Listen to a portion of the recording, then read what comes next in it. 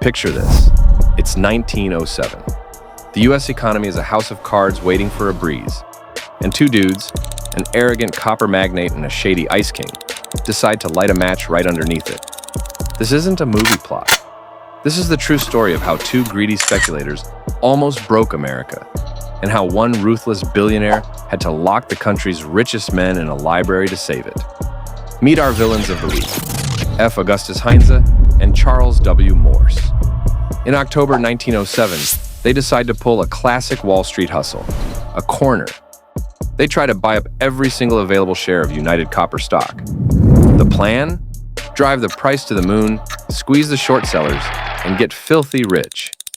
Think of it like the 1907 version of GameStop. But they fail spectacularly.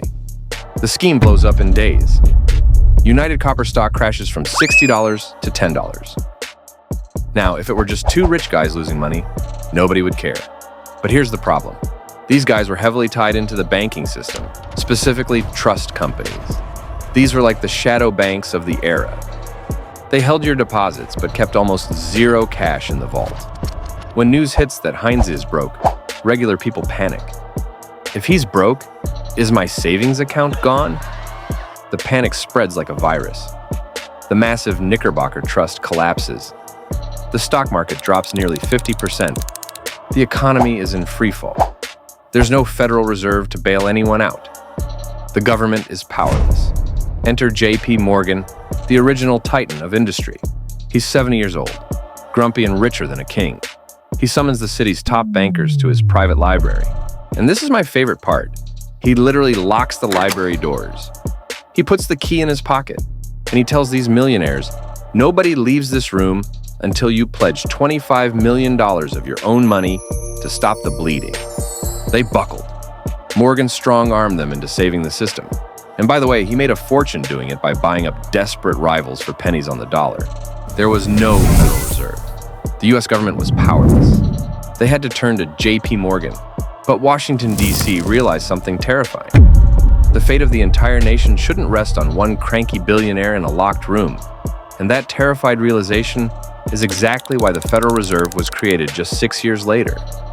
But here's why this matters today. The trust companies of 1907 were unregulated banks taking massive risks. Sound familiar? It's the exact same script as the shadow banks in 2008 and the crypto exchanges of today. High leverage, no regulation. And when the panic starts, there's no money in the vault. The panic of 1907 scared the government so much they created the Federal Reserve to make sure no one man had that much power again.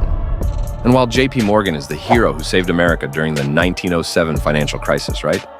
Well, hold on. The cynics will tell you he played 4D chess. He deliberately let the Knickerbocker Trust die to wipe out his competition.